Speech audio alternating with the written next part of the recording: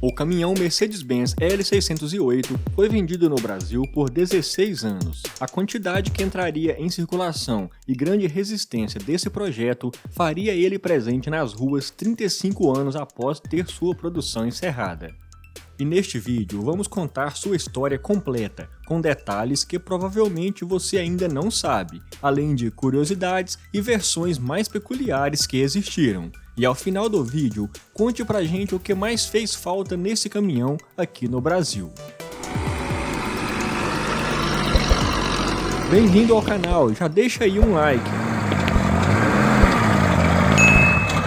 Era a década de 70 e a Mercedes-Benz já estava muito bem estabelecida no Brasil. Acabava de lançar o clássico 1113 e no mesmo ano, no 7º Salão do Automóvel, apresentou a linha especial de leves composta por modelos L608, que assim como os demais caminhões da marca, vinham da Europa.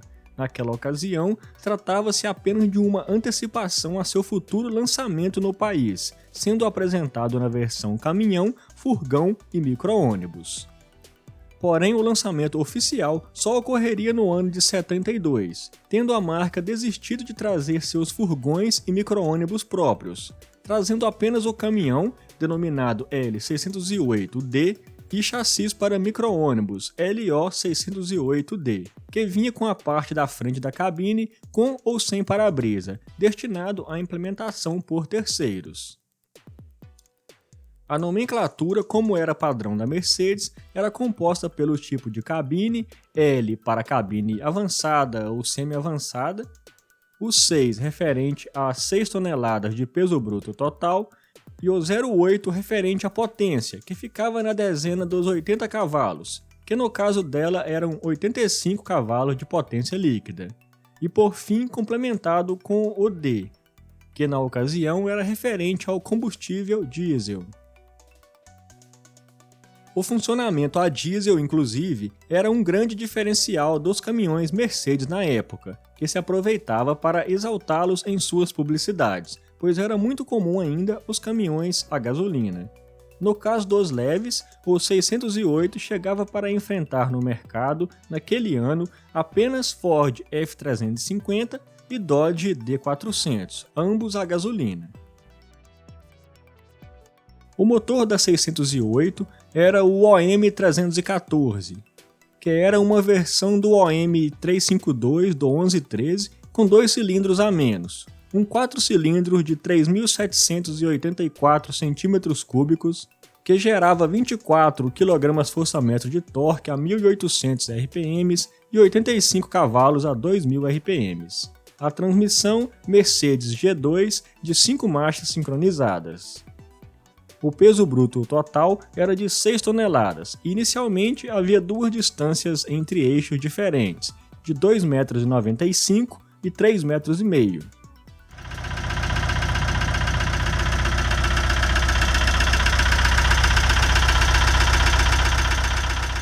Curiosamente, este modelo de caminhão tinha sido lançado na Alemanha 5 anos antes, em 67, e por lá a quantidade de versões era enorme, onde seria chamado de T2, abrangeria uma grande quantidade de opções como furgões, micro-ônibus, caminhões cabine simples e dupla, entre outros, seguindo o mesmo padrão de nomenclaturas, como o 309, 407, 408, 410, 508 e 613.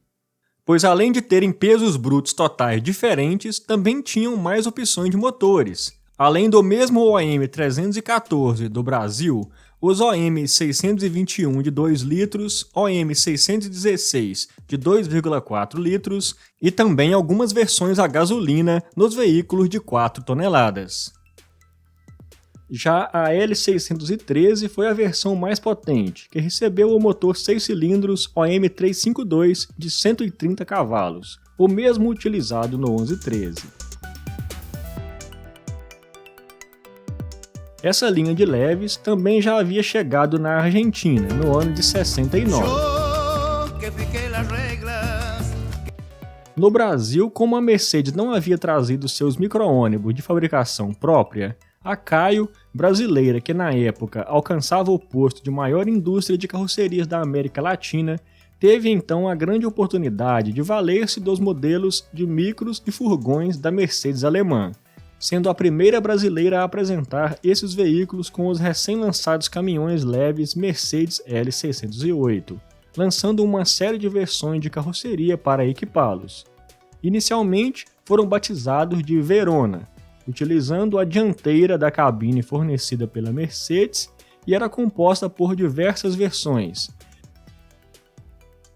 Em 74, surgiria o primeiro de uma famosa linha de micros da Caio, o Carolina, como já contamos em um vídeo sobre ele aqui no canal. Em meados de 74, a crise do petróleo mundial auxiliava o Mercedes-Benz 608 a ser um sucesso de vendas, já que o governo subsidiava o preço do diesel para não prejudicar o transporte. O consumo de diesel em relação ao peso-potência era visivelmente mais vantajoso.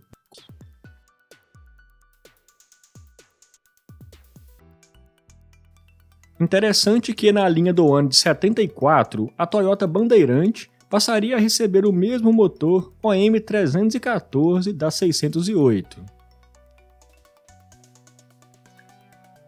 O projeto da 608 era bem diferente do que era costumeiro no Brasil, por ter a cabine bem mais curta, porém mais espaçosa. Embora tivesse direção mecânica, pelo seu tamanho era fácil de manobrar e estacionar em espaços pequenos. A posição de dirigir mais elevada e para-brisa maior também agradava. Claro que para os padrões de conforto que surgiriam depois, muitas seriam as queixas e defeitos, como falta de amortecimento da cabine, que também recebia de perto toda a vibração, temperatura e ruído do motor. Os freios a óleo com tambor também eram subdimensionados para as 6 toneladas, e o tanque de combustível apenas 70 litros. Mas enfim, tratava-se do primeiro caminhão leve a diesel, e embora o projeto construtivo prejudicasse muito o acesso ao motor, a manutenção era fácil e o custo operacional reduzido. Por isso ela estaria em tudo quanto é tipo de transporte, de motorhomes a basculante e boiadeiro. Em 1975, nasceria seu primeiro grande rival, o caminhão Ford F4000, que trazia o antigo estilo de cabine, mas com motor MWM de 99 cavalos. Em 76, um raro concorrente de vida curta também chegaria, o Fiat 70, de 90 cavalos. O caminhão também daria origem a alguns modelos de carro forte de fabricação brasileira, também a blindados de operação militar e viatura de bombeiros com cabine dupla. Mas um modelo especial que chamou a atenção ocorreu em 1980. Por encomenda do governo federal, a Caio fabricou o Papa Móvel, tomando como base carrocerias micro Carolina, para transportar o Papa João Paulo II em sua primeira viagem ao Brasil. Em 82, chegaria o maior concorrente que a 608 teria, ironicamente, também de origem alemã. A Volkswagen Caminhões, recém-chegada ao Brasil, lançaria os modelos leves 6.80 e 6.90, também para o peso bruto total de 6 toneladas, utilizando motores Perkins de 85 cavalos e MWM de 91, respectivamente, sendo o principal diferencial a cabine basculante, que também era mais confortável que as da 608. Mas pelo menos levaria a Mercedes a fazer algumas atualizações, mudanças bem pequenas na verdade, mas ela chamou de nova série, para a linha de 1984, com novas janelas substituindo as de correr e com quebra-ventos, eram novos o painel, os retrovisores maiores, os bancos e a grade do radiador, e recebia faixas decorativas nas laterais. Na década de 80, como já contamos em um outro vídeo aqui do canal, quase todas as marcas lançaram caminhões adotando o álcool como combustível, na tentativa de lançar uma solução desvinculada do preço do petróleo. Uma raríssima versão surgiria, a L610, com o mesmo motor OM314 adaptado para funcionamento a álcool, gerando 92 cavalos. A última versão do caminhão seria o L708E. A nova suspensão traseira aumentava o peso bruto total para 6,6 toneladas. Além disso, a outra novidade era o freio motor, único na categoria, sem mudanças estéticas.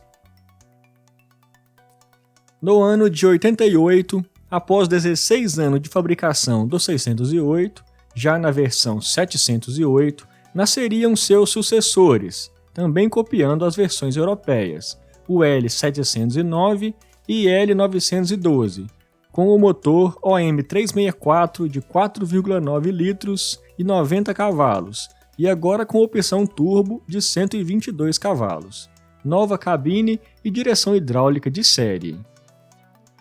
Embora nunca tenha saído de fábrica um Mercedes 608 turbinado, também haveria no futuro donos que fizessem essa modificação. Além disso, uma das melhorias essenciais seria a instalação de freio a ar, e outros donos chegaram a instalar direção hidráulica. E assim, o 608, conhecido como Mercedinho, continuaria trabalhando por muito tempo. E então, o que achou da história desse clássico caminhão? Deixa aí nos comentários. Não se esqueça de curtir o vídeo, dê uma olhada em nossas outras sugestões e até o próximo!